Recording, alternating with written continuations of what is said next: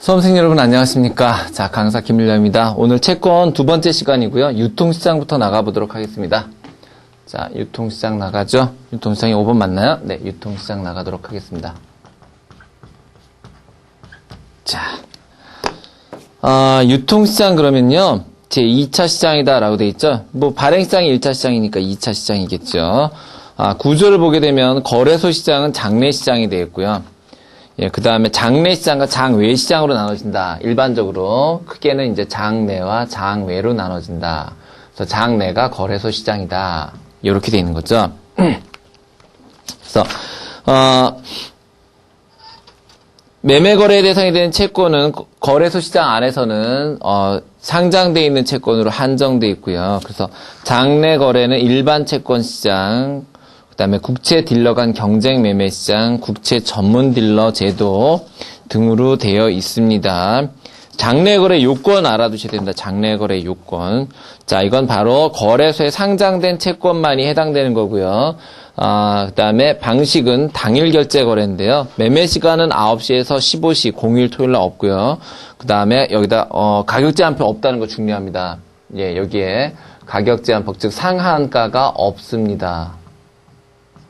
없습니다. 요거 중요하고요. 그다음에 위탁수 수수료는 매매일로부터 채권의 상환일까지 잔존기간에 따라서 구분되는데 이는 각 금융투자회사마다 자율로 결정하고 있다 돼 있고요. 잠깐만 거기다가 매매 수량 단위 하나 좀 더 첨가적으로 알려드릴게요. 매매 수량 단위. 자, 매매 수량 단위라는 게 있는데 일반 채권. 자, 수량 단위가 요거 지금 거래소입니다. 요거 거래소에서 매매할 때 수량 단위입니다. 일반 채권의 경우에는 10만 원입니다. 일반 채권 10만 원. 그다음에 주식 관련 채권도 똑같으니까 놔둘게요. 소액 채권. 자, 다른 거 한번 볼게요. 소액 채권은요. 매매 수량 단위 1,000원입니다. 매매 수량 단위 1,000원이라 좀 조심하셔야 되고요. 그다음에 KTS 국채. KTS 국채는 요거는 50억 원입니다. 매매 수량 단위가 50억 원입니다. 요게 특히 요게 이제 10억 원에서 바뀌었거든요. 10억 원에서 개정된 거예요. 50억 원으로 요걸 좀 알아두시기 바라겠고요. 하나만 더요. 외화표시 채권이요. 외화표시 채권이 과거에 얼마였냐면요. 이게 100포인트였거든요. 100포인트였는데 지금 여기 얼마로 바뀌었냐면은 10,000포인트로 바뀌었습니다. 10,000포인트로 좀 차이가 크게 바뀌었기 때문에 꼭 좀 기억을 해두시기 바랍니다. 특히 바뀐 거 좀 알아두세요. 뭐 일반 채권 10만 원, 소액 채권 1,000원은 당연한 거고요. 이게 10억에서 50억으로 5배가 뛰었고요. 이건 100에서 만으로. 제가 1,000이라고 써놨네요. 만이요. 만. 100에서 만으로. 예, 만으로 바뀌었습니다. 100에서 만으로. 아시겠죠? 예, 그 매매 수량 단위 나와 있죠. 그죠? 50억. 예, 10,000포인트, 1,000원, 주식 관련 채권 10만 원. 예. 뭐 제가 적으라고 그랬나요? 있죠, 여러분, 책에. 예. 그 다음에 장외시장 봅시다. 장외시장은, 자, 채권 같은 경우에는 장내 거래보다 장외 거래가 돼버립니다. 만약에 뒤바뀌어서 나오면 틀린 말이 됩니다. 그 다음에 장외 거래 요건을 보면은 상장도 되죠. 상장도. 상장 및 비상장이라고 돼 있죠. 상장 및 비상장 채권이고요. 거래 장소는 이게 장외 거래라고 해서 여러분 채권이 무슨 시장에서 거래된다 이렇게 생각하시면 안 됩니다. 이 거래 장소는 증권회사 영업창구입니다. 그 다음에 매매 방법은 상대 매매고요. 결제 방법은 당일 매매고요. 매매 수량 단위나 호가 단위 없습니다. 조심하셔야 될게요. 지금 우리가 여기다 쓴 거는 이거 전부 거래소의 매매 수량 단위고요. 증권사에서 이루어지는 장외 거래는 이런 거 하나도 없습니다. 이런 게 하나도 없습니다. 그래서 장내하고 장외를 좀 잘 알아두세요. 되셨죠? 그래서 장외 거래에는 호가 단위도 없고 매매 수량 단위도 없다. 거래 장소가 얘는 거래소고 장내 거래는 거래소고 장외 거래는 증권회사의 영업 창구다. 이런 거 좀 알아두시면 되겠습니다. 그 다음에 채권 시가 평가 제도 요거 98년 11월 달부터 실시하고 있는 건데요. 이거를 시장가치 거기 나와 있죠. 운영되고 있는 모든 자산 시장가치나 공정가치로 평가하도록 하는 제도를 말합니다. 그래서 신규 펀드에 편입되는 모든 채권에 대해서 시가평가를 실시하도록 되어 있습니다. 예. 그 다음에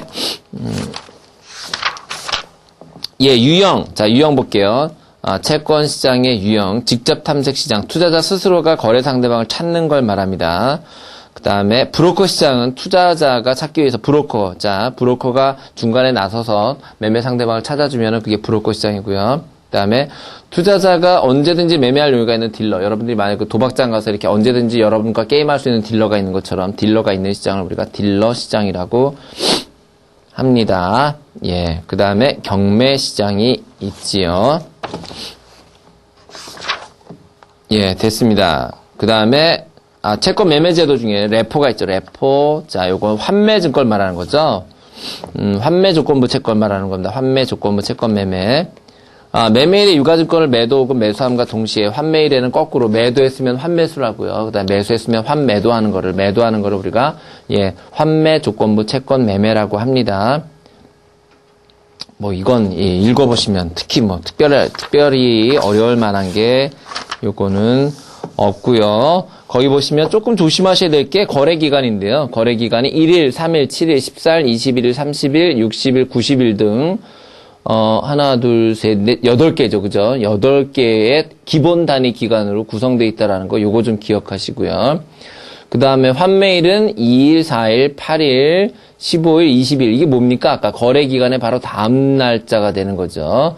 예, 그렇게 돼 있다라는 거 기억하시기 바랍니다. 되셨죠? 자, 이제 금리 갈까요? 네, 금리 가겠습니다. 이 금리부터는 좀 어렵다 말씀드렸죠. 여기서부터 이제 조금 어렵습니다.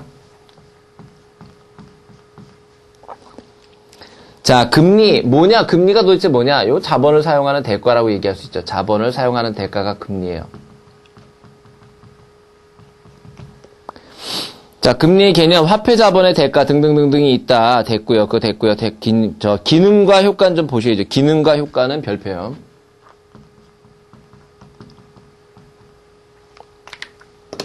기능과 효과는 꼭 별표 주시기 바랍니다. 그래서 자금 수급 조절 기능을 한다. 투자 조절 기능을 한다. 그 다음에 물가에 미치는 요인이 있다. 돼 있는데 그걸 좀 볼까요? 금리 상승은 투자를 감소시키고, 그렇죠. 금리가 상승하면은 보통 일단 모든 기업들은 이 은행에서 대출을 받아갖고 투자를 한다고 가정하는 거거든요. 그래서 금리가 상승되면은 기업들의 투자는 감소되고요. 이에 따른 소득과 소비를 감소시키는 디플레이션 효과를 유발시키는 한편에 기업의 금융비용은 높여서 비용 인상 인플레이션을 가져오므로 결국 금리 상승은 결과적으로는 맨 뒤에는 결국 물가 상승 요인이 되기도 한다. 왜? 기업들의 저걸 다 올리잖아요. 기업들의 생산비를 올리게 되잖아요. 그죠? 예. 자, 그 다음에, 금리의 결정 가설. 여기서부터 조금 좀 머리가 아프네요. 자, 그거 중요하죠? 그거 볼게요. 이거 지우고 이제 여기서부터 새로 하자고요. 자, 여기서부터 한번 새로 해보시겠습니다. 금리 결정 가설입니다.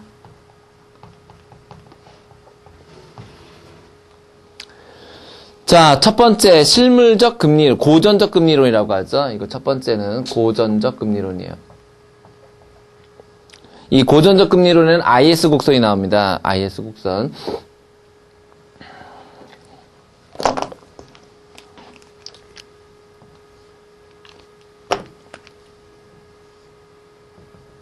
자, 이게 뭔지 설명을 해드릴게요.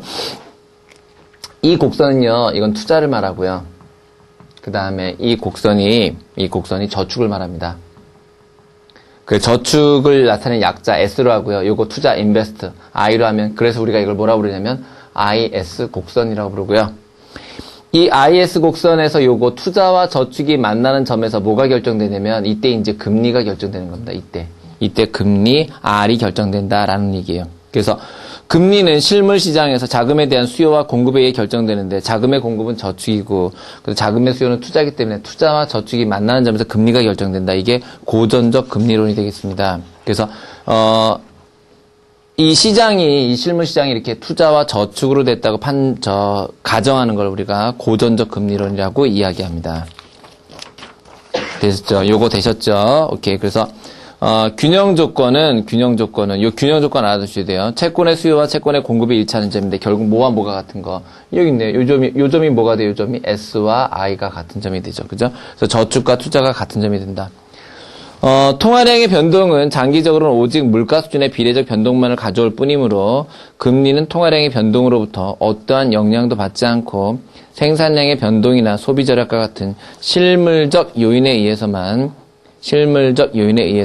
가져온다. 그래서 이게 얘기하는 건 뭐냐면 여기에는 지금 통화량 없잖아요. 통화량은 크게 영향을 미치지 않는다. 통화량은 크게 영향을 미치지 않고 뭐와 뭐가 영향을 미치면 투자와 저축이 영향을 미친다라는 설이 바로 고전적 금리론입니다. 그래서 금리의 결정이 I와 S가 만난 점에서 된다. 통화량은 중요한 게 아니라 I와 S가 중요하다라는 게 바로 그게 여기입니다. 그래서 통화량의 변동을 무시하는 이론이 되겠습니다. 두 번째, 무슨 곡선이에요? 이게 IS 곡선이고요. 자, 두 번째 볼게요. 두 번째는 LM 곡선이 되는데요. 이제 제가 조금 상관없죠. 두 번째 LM 곡선 볼게요.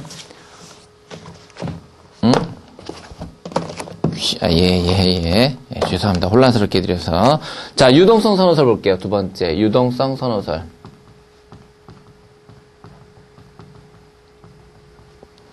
자, 유동성 선호설이라는 것은 통화적 금리론을 말하는데, 여기도 이제 그래프를 한번 그려보자고요. 자, 여기 그래프를 그리면 이렇게 나타나고요. 여기에 지금 수요와 공급이 나타날 텐데요. 이렇게 나타나고 이렇게 나타났단 말이에요. 그러면 지금 이게 뭘 말하냐면 요건 약간 투자였죠? 요건 화폐에 대한 수요예요. 요건 화폐 수요가 되고요. 그 다음에 요 파란 수익은 바로 화폐 공급이 돼요. 화폐 공급. 그래서 금리는 통화적 현상이며 통화의 수요와 화폐 수요가 통화 수요죠. 통화의 수요와 통화의 공급이 일치하는 점에서 여기서 바로 뭐가 결정된다? 균형금리가 결정된다라는 거예요. 균형금리가 결정된다. 됐습니까? 자, 이때 유동성 효과라는 것은요. 자, 이때 유동성 효과란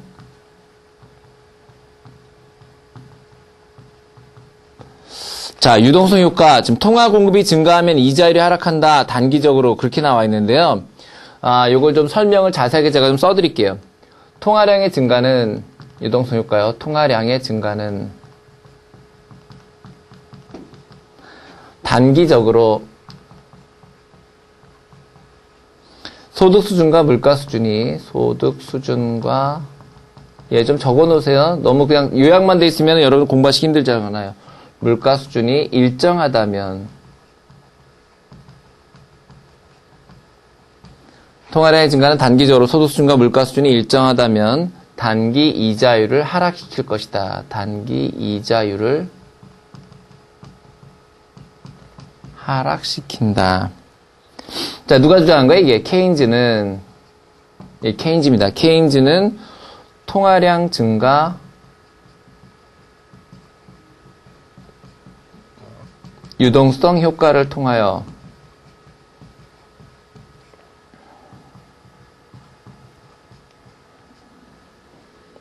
이자율을 인하시키고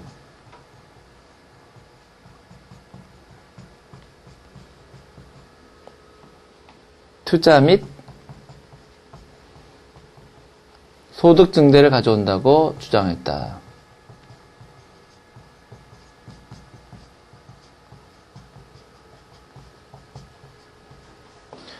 됐어요? 요 내용입니다. 요 내용이에요. 자, 유동성 효과의 뜻은요. 통화량이 증가하면 단기적으로는 소득 수준과 이게 조건이죠. 이건 사실 빼도 되는 거예요. 요걸 요렇게 가로 안에 넣어볼게요. 그러면 통화량이 증가하면 단기적으로는 이자율을 하락시키죠. 그죠? 그게 바로 유동성 효과예요. 돈이 많아지면은 단기적으로는 이자율이 하락되죠. 그래서 케인즈는 이런 통화량이 증가한 유동성 효과를 통해서 이자율을 인하시키고 투자 및 소득 증대를 가져올 수 있다고 주장한 겁니다. 그죠? 이걸 우리가 케인즈의 유동성 효과라고 얘기합니다. 그래서 거기 보면은 우리 책에는 이제 통화량이 증가했을 때 이자율이 하락한다. 옆에다 단기 써놓으세요. 단기적으로 그렇다라는 거예요. 그죠? 됐죠? 자, 그 다음에 우리 소득 효과 공부하러 가자고요. 이쪽으로 올게요. 이제 자, 여러분 이쪽으로 오셔가지고 요걸 지우고 우리 이번엔 소득 효과를 보겠습니다. 지금 본 건 유동성 효과. 유동성 효과는 통화량이 많아지면 단기 이자율이 하락한다라는 거였고요. 그 다음에 소득 효과 볼게요. 소득 효과도 좀 써드릴게요. 자, 소득 효과도 좀 써드릴 테니까 적어보세요. 소득 효과는 더 쉬워요, 저거보다. 자, 소득 효과는, 이자율이 하락하면요, 가격이 하락할 텐데, 가격 하락이, 자, 소득 효과라는 것은, 가격이 하락하면 실질 소득을 증가시켜서, 실질 소득을 증가시켜, 구매력이 증가한다. 그렇겠죠. 물건값이 떨어지면은 실질 소득을 증가시키게 되고 그 결과 구매력은 증가하게 되죠. 그죠? 자, 이거는 마치 소득이 증가해서 수요가 증가하는 효과와 동일하다 이거죠. 소득이 증가해 수요가 증가하는 이런 효과와 동일한 효과를 발휘하게 된다. 효과가 동일하다. 무슨 말인지 아시겠어요? 그래서 물건값이 떨어지는 것은 실질 소득을 증가시키기 때문에 구매력을 증가시키는데 그것은 결국 소득이 증가해서 수요가 증가하는 효과와 동일하게 나타난다는 게 바로 소득 효과입니다. 그래서 이자율이 하락하면 투자는 증가하고 소득과 소비가 증가하게 되면서 화폐 수요가 증가해서 이자율이 상승한다 그랬는데 거기다가 중기라고 써주세요. 소득 효과는 중기예요, 중기. 아까 유동성 효과가, 아까 뭐였죠? 유동성 효과가 단기적으로 그랬고요. 얘는 중기적으로. 얘는 중기적으로 나타나는 거예요. 이자율이 하락하면은 결국 중기적으로는 다시 이자율이, 화폐 수요가 증가해서 이자율이 상승할 거라는 거죠. 근데 구매력이 증가하는데 왜 이자율이 상승하나요? 아, 구매력이 증가하면요. 요 다음에 안 쓴 건데, 구매력이 증가하면 화폐 수요가 증가하죠.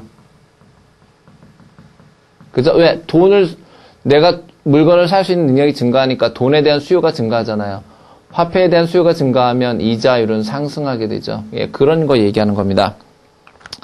자, 이때 균형 조건은 통화의 공급 MS와 통화 수요 MT가 같아지는 걸 말한다. 되셨어요? 예, 그 다음에 통화적 대부자금설 볼게요. 통화적 대부자금설. 자, 대부자금의 공급은 저축과 통화금융기관의 통화공급, 정부 저축에 의하며 대부자금의 소유는 어쩌고저쩌고 예, 안 중요합니다. 그거는 별로요. 그냥 그렇다 읽어보시고요. 피셔 효과 볼게요. 이것도 많이 나오는 거예요. 자, 피셔 효과 볼게요. 피셔 효과 요것도 많이 나옵니다. 자, 우리 지금까지 공부했던 유동성 효과, 소득 효과, 피셔 효과 이런 게 중요한 거예요. 피셔 효과는 요거는 일단 얘가 중기였으니까 얘는 이제 장기가 됩니다. 피셔 효과는 장기가 되겠고요. 얘는 뭐하고 뭐와의 관계냐면은요. 시중금리와 인플레이션, 기대심리. 예, 시중금리와 그다음에 인플레이션 기대심리와의 관계예요. 인플레이션 기대심리.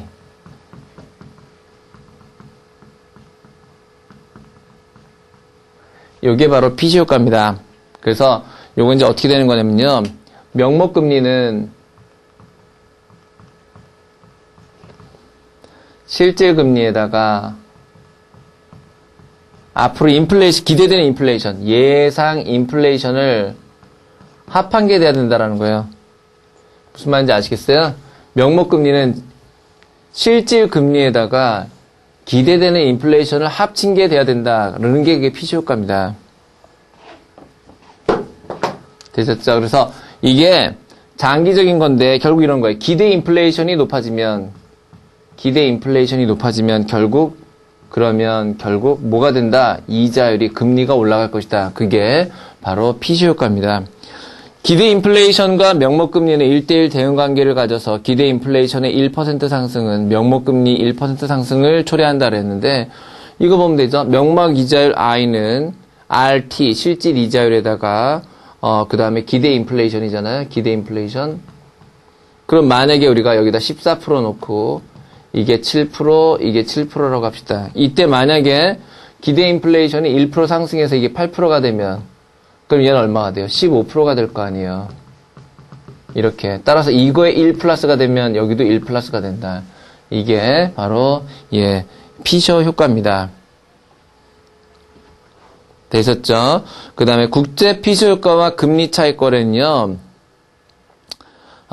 이 국제 피시 효과라는 건 뭐냐면 두 나라 통화 간 현물 환율이 양국 간 금리 차이와 반대로 움직인다라는 건데, 예, 그것까지는 조금 좀, 예, 그것까지 아실 필요는 없을 것 같아요.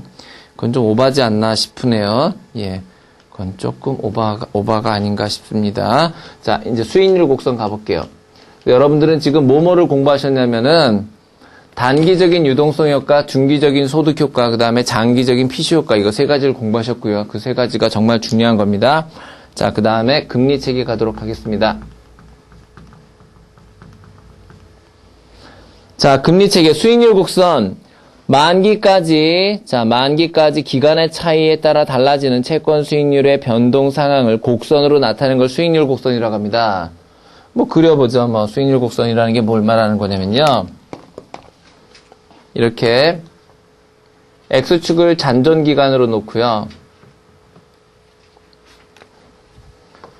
X축을 잔존기간으로 놓고 Y축을 채권 수익률이라고 놨을 때 Y축을 채권 수익률이라고 놨을 때 그때 일반적으로 이때 곡선이 어떤 식으로 나타나냐면 이때 이게 일반적으로는 잔존기간 있고 채권 수익률이 있으면 이렇게 나타나거든요. 이게 일반적으로는 이걸 우리가 뭐라 부른다고요? 수익률 곡선이다라고 부릅니다. 그 수익률 곡선은 바로 잔존기간과 그러니까 남아있는 기간에 따라서 채권 수익률이 어떻게 변하는지를 보여주는 게 바로 그게 바로 수익률 곡선이 되겠습니다. 자, 현물 이자율 곡선. 그래서 뭐 현물 이자율 곡선, 현물 이자율은 무이표체의 수익률이다. 현물 이자율 곡선은 현물 이자율과 만기 사이의 관계를 나타낸다. 그랬고요. 그 다음에 선도 이자율은 현재 시점 N기부터 T기까지의 선도 이자를 말한다. 그랬는데 나중에 계산할 때 다시 봐드리고요. 기간 구조 이론 볼게요. 자, 기간 구조 이론. 첫 번째는 수익률 곡선이었고 두 번째는 기간 구조 이론.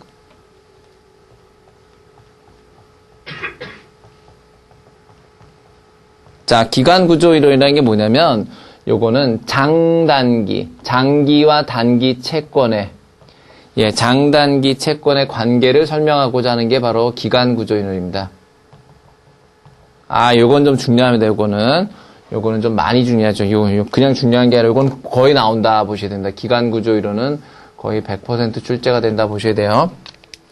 저 위에 거에서는 사실 여러분 아까 단기, 중기, 장기 그거 유동성, 소득, 피시 효과고요. 이게 중요한 거예요. 이거. 자, 첫 번째 불편기대 이론입니다. 이게 뭐라고요? 지금 기간구조 이론이 장기와 단기 채권은 어떤 관계에 있는가? 첫 번째가 바로 불편기대 이론입니다. 뭐가 불편하니? 그 뜻 아니고요. 편중되지 않았다 이 뜻이에요. 편중되지 않았다. 편향성이 없다라는 뜻입니다. 편향성이 없다. 어디로 치우치지 않았다. 이런 뜻이 됩니다. 이게 무슨 말이냐면요. 책에 또 요약만 간단하게 되어 있으니까 이거 좀 설명을 해드리면 불편기대이라는 게 뭐냐면 투자자들은 장기 투자를 통한 수익률과 내가 오랫동안 투자를 해서 얻은 수익률과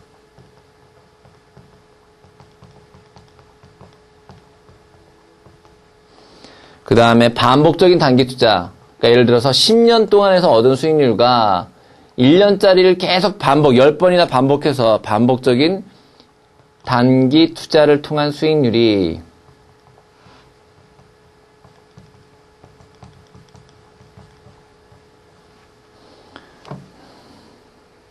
어떻게 된다고 본다고요? 같게 되도록 미래의 단기 수익률을 기대한다. 이게 불편기대 이론이에요.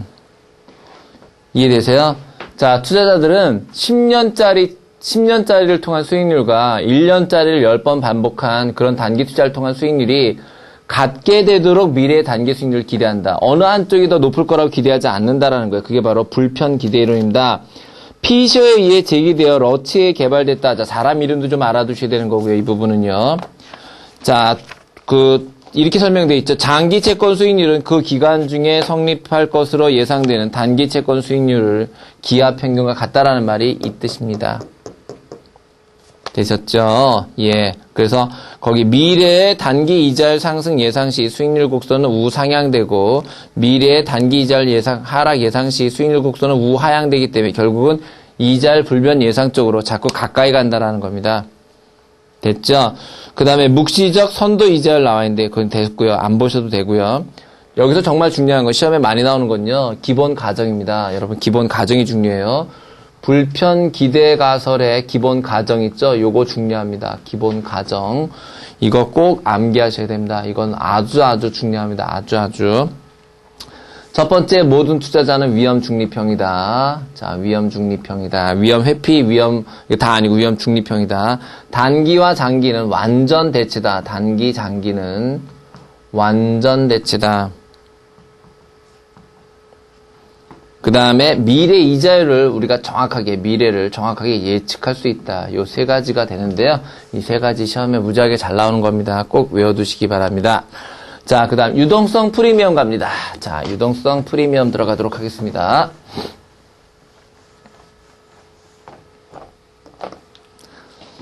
자, 유동성 프리미엄 힉스 사람 이름 알아두셔야 됩니다. 유동성 프리미엄 힉스 뭐 어렵지 않습니다. 힉스. 아까 우리 불편기대 가설이라는 것은 장기 수익률과 단기 수익률이 같아야 된다라고 투자자들이 믿고 있는 걸 말하는 거고요. 두 번째 힉스에 의한 건요. 장기 채권 수익률은 자 볼게요. 장기 수익률은 내가 오랫동안 갖고 있으면 위험도 많이 보유하는 거잖아요. 그죠? 그렇기 때문에 뭐가 감안돼야 된다. 장기 수익률에는 위험 프리미엄이 가산되어야 된다. 쉽게 얘기하면 이거예요. 장기 수익률에는 위험 프리미엄이 가산되어 있어야 된다. 이런 얘기입니다. 자, 이걸 한번 보도록 할게요. 자, 장기 채권 수익률은 기대현물 이자율에다가 유동성 프리미엄을 가산한 값의 기하평균과 같다. 이때 매기의 유동성 프리미엄은 자, 유동성 프리미엄이라는 게 내가 위험을 감수하는 대신에 받게 되는 프리미엄을 말하니까요. 만기가 가까워질수록 이 위험에 대한 프리미엄은 증가합니까? 감소합니까? 체감적으로 증가한다. 점점 조금씩 증가한다라는 거죠. 조금씩. 그죠? 그래서 이게 이렇게 나타난다라는 거죠. 이렇게. 처음에는 위험을 많이 요구하지만 점점 조금 요구한다. 그래서 이게 체감한다. 체감적으로 증가한다. 그죠? 체감적으로 증가한다. 아까 그렇게 쓴 거죠? 그죠? 체감적 증가다. 예, 이 말을 좀 알아두시면 될 것 같습니다. 그죠? 그래서 장기채일수록 유동성 채권에 대한 프리미엄을 요구하는데 그 채권에 대한 프리미엄은 체감적으로 증가한다. 자, 이런 말 나와 있네요. 미래 이자율이 일정한 것으로 예상하더라도 수익률 곡선은 유동성 프리미엄의 영향으로 뭐다? 야, 요게 중요하죠, 요게요. 자, 이거 어떻게 나타난다? 우상향된다. 유동성 프리미엄의 곡선 힉스가 말한 것은 어떻게 된다? 우상향되는데 이렇게 점점점 좁아지고 있다라는 거예요. 그죠? 그래서 일단 기본적으로 아무리 실제 은행에서 금리 하락을 예상하더라도 얘네들이 힉스가 볼 때는 어떻다? 힉스가 볼 때는 장기 금리는 뭐보다 높을 것이다. 단기 금리보다 높을 것이다 라고 가정하는 게 바로 유동성 프리미엄입니다. 왜? 장기 금리에는 위험 프리미엄이 가산되어 있으므로. 됐죠? 편중기대 이론 모르셔도 됩니다. 과감하게 갑시다. 나올 것만 해야 되잖아요, 우리. 그죠? 나올 것만 해야 되니까 과감하게 갑시다. 편중기대 이론 됐고요. 시장 분할 이론 보겠습니다. 자, 시장 분할 이론이요. 여러분 지금 우리가 공부하는 게 뭐에 대한 거라고요?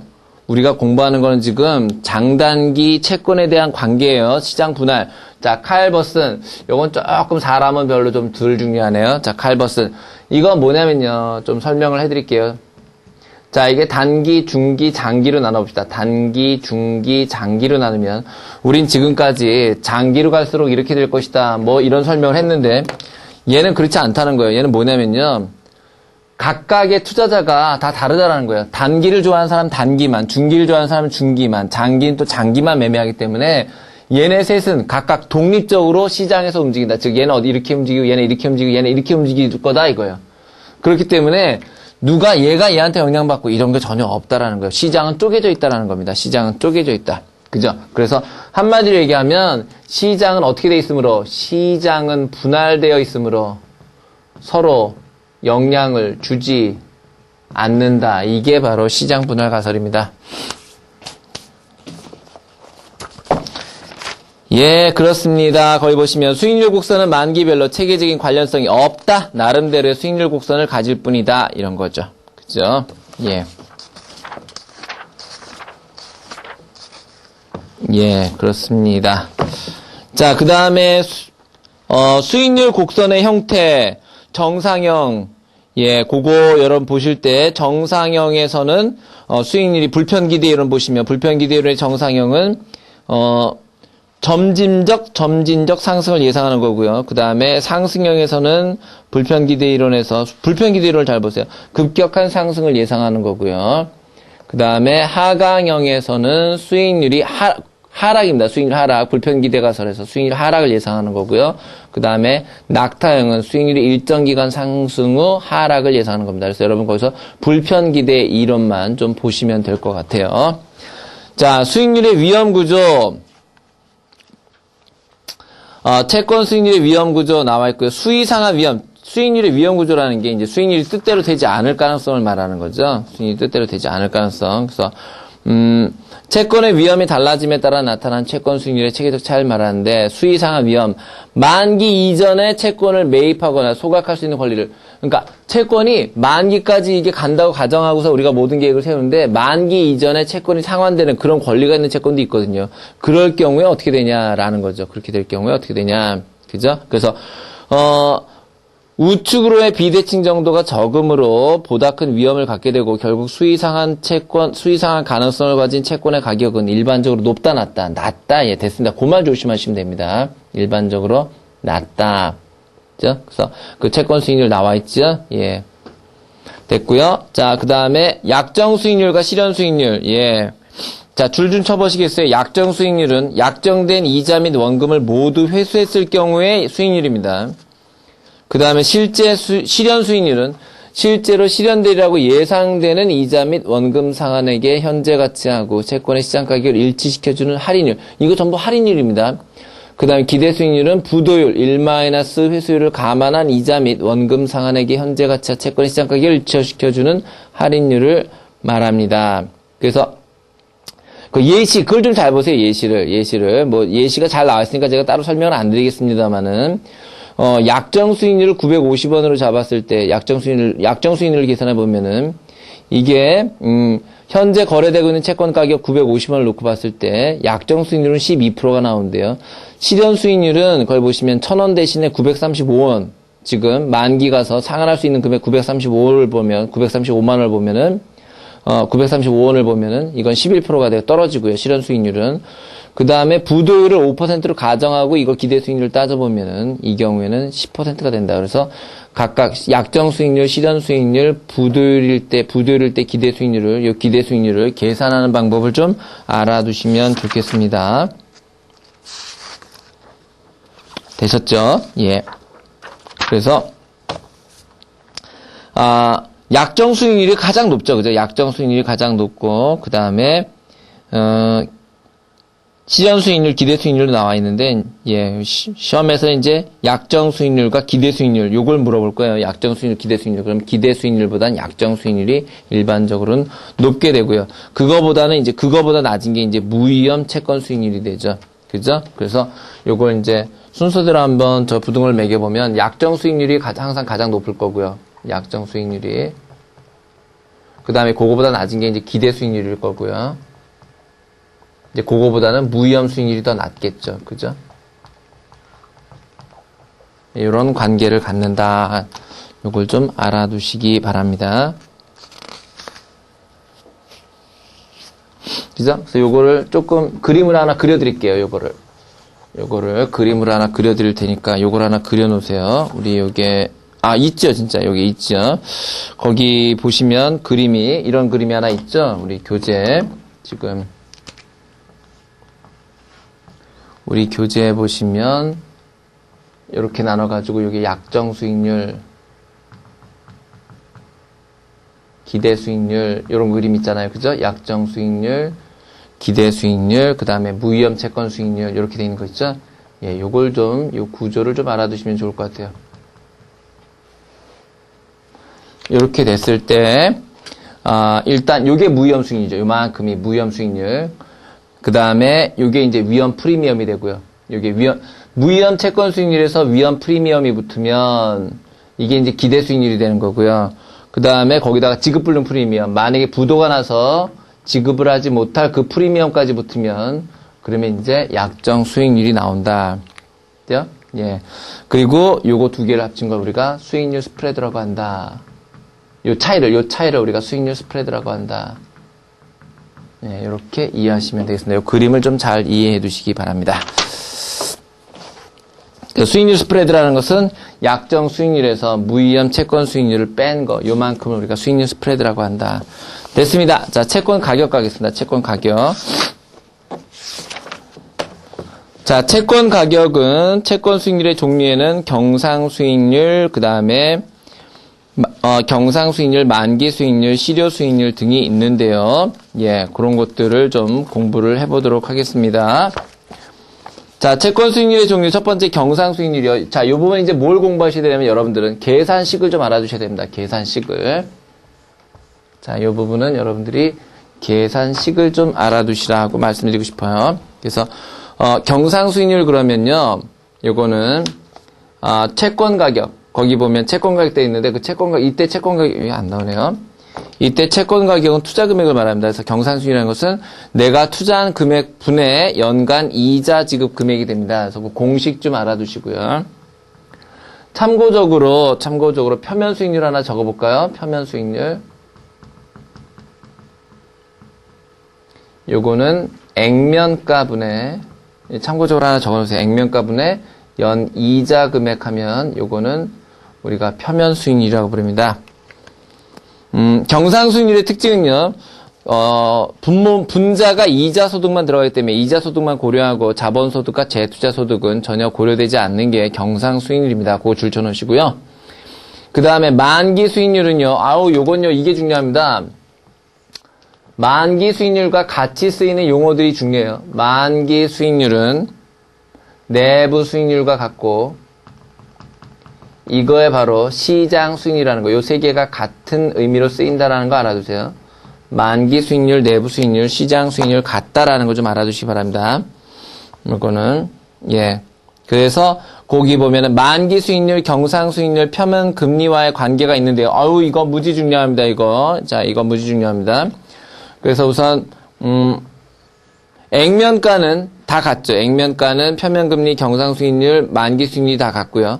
할인했을 경우에는 만기 수익률이 가장 높고요. 그 다음에 할증했을 경우에는 표면 금리가 제일 높다고. 그래서 그거 부등호, 그걸 좀 잘 기억하시기 바랍니다. 만기 시에 현금 흐름이 발생할 경우에 실현 수익률과 만기 수익률은 같아지고요. 이표채와 만기 전에 현금 흐름이 이표채와 같이입니다. 이표채와 같이. 자, 이표채처럼 만기 전에 현금 흐름이 발생하면 만기 수익률과 실현 수익률은 달라지겠죠, 당연히. 그죠? 왜냐면, 그렇잖아요. 도중에 돈을 받아간 거니까 달라지죠. 하지만, 만기 현금 흐름이 딱 한 번 발생할 경우에는 실현 수익률과 만기 수익률이 같다라는 거죠. 무슨 말인지 아시죠? 자, 그 다음에 실효 수익률, 그러면, 실효 수익률은 개별 투자를 동일 기준으로 전환하여 투자 판단의 기준을 제공하고 실질적인 수익률 지표로 활용할 수 있게 해준다. 그래서, 실효 수익률은 두 번째, 그거 줄 치시고요. 실효 수익률 첫 번째 줄 치셔야 될 것은 기억을 다 줄 치시고요. 그 다음에 니은에서 일정 투자 기간 만료일 현재의 시장 가격에 의해서 자본 손익을 계산한다라는 말이요. 예. 실효 수익률은 일정 투자 기간 만료일 현재의 시장 가격에 의해 자본 손익을 계산한다 그랬는데 참고적으로 그럼 만기 수익률은 어떠냐면 거기다 참고적으로 적어볼까요? 참고적으로 만기 수익률은 만기에 받은 원리금으로요. 만기에 받은 원리금으로 투자 원금을 회수한다라는 걸 전제로 해서 투자 원금을 회수하는 걸 전제로 해서 계산합니다. 되셨죠? 그래서 실효 수익률은 만료일 현재 시장 가격으로 자본 손익을 계산하는 거고 만기 수익률은 만기에 받은 원리금으로 투자한 걸 회수한다는 것을 전제로 하게 됩니다. 되셨죠? 그래서 수익률의 연율화는 실효 연수익률을 저평가한다. 그래서 채권 등가 수익률, 기간 수익률 곱하기 이자 지급 횟수 그랬는데 거기다 한번 예를 하나 써볼게요. 이거 이제 나왔던 게 이런 게 나온 게 있어요. 우선 요걸 한번 볼게요. 만약에 잘 안 나오네요. 자, 만약에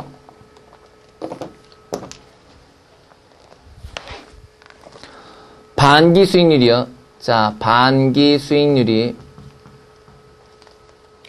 4.75%다.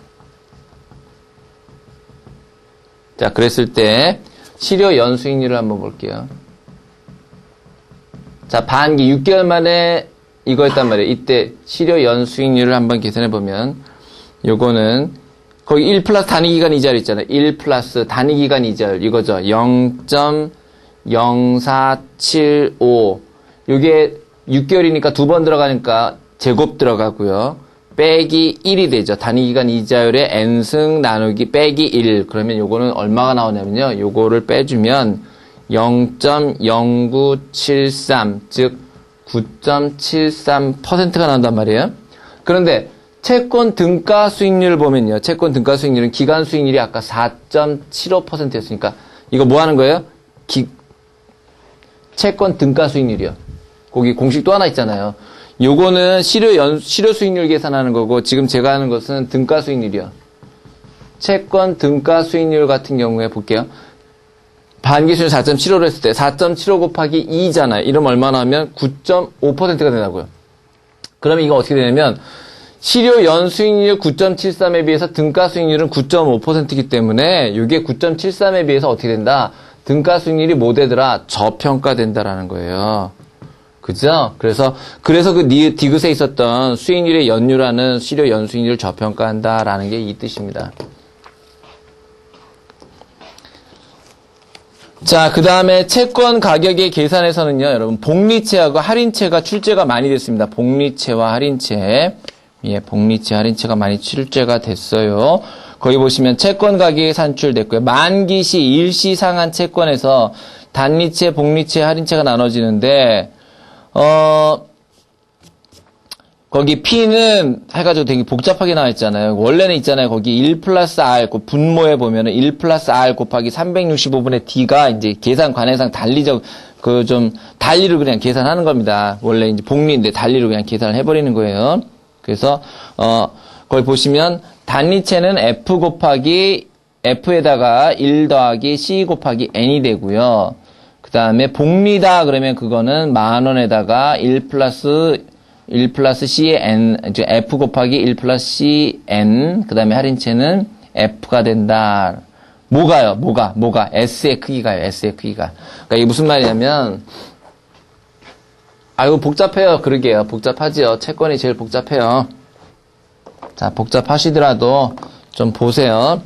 자, 이게 뭐냐면, P는 뭐 복잡하게 씩 나와 있고요. 이 위에 S 들어가잖아요. 이 S를 빼는 거예요. 이 S를 뺐을 때, 만약에 이렇게 해볼게요. 표면 이율이 5%라고 해볼게요. 표면 이율을 5%라고 하고요. 그 다음에 만기를 3년 가볼게요. 만기 3년, 잔존기간 2년 이렇게 가볼게요.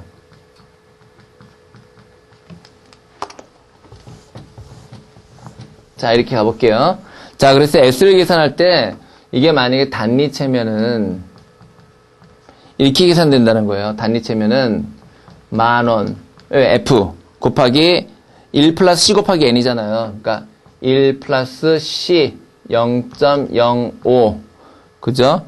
곱하기 3 맞죠? 곱하기 3 그 다음에 예 됐죠? 이렇게 되는 거예요. 이렇게 그 다음에 이게 복리채라면 10,000원 1 플러스 0.05에 3승이 되죠, 이거는. 그 다음에 할인채는 그냥 10,000원이다, 이거는. 할인채는 S가 그냥 10,000원이 된다. 요렇게 계산해서 여기다 넣어라, 이거예요. 아시겠죠? 예, 그 뜻입니다. 자, 그 다음에 복수현금 흐름 채권, 만기시 일시 상한 채권에 거기 있잖아요. 그거는 그것만 주세요. 니은의 세 번째 줄이요. 나머지 잔존 기간에 대해서는 이자 지급 단위 기간에 대한 단일로 할인한다. 예, 그것만 좀 알아두시고요. 이 표체 계산은 그 예시 1, 2만 보시고 3은 너무 복잡하니까 예, 여러분들 그거는 좀 한번 좀 계산을 해보시기 바라겠어요. 되셨죠? 예. 그러면은 그렇게 해서 오늘 채권 두 번째 시간을 마치도록 하겠고요. 이 다음 시간에는 전환사채 가격 형성, 채권 투자의 위험, 볼록성 같은 거 나와요. 이렇게 해서 아마 한 20분 정도 설명을 하면은 채권이 끝날 것 같은데요.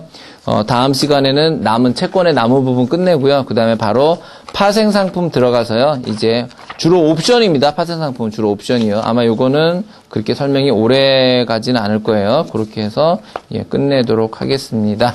예, 여러분 고생 많으셨고요. 예, 다음 시간에 뵙도록 하겠습니다. 채권이 제일 어렵습니다. 예, 여러분들 지금 투덜거리시는 거 다 들리는 것 같은데 예, 채권 어려워요. 그래도 제가 지금 정리해드린 것 정도만 해도 여러분들 훌륭한 점수 받을 수 있습니다. 자, 믿고요. 복습 잘 하시기 바랍니다. 여러분 수고하셨습니다.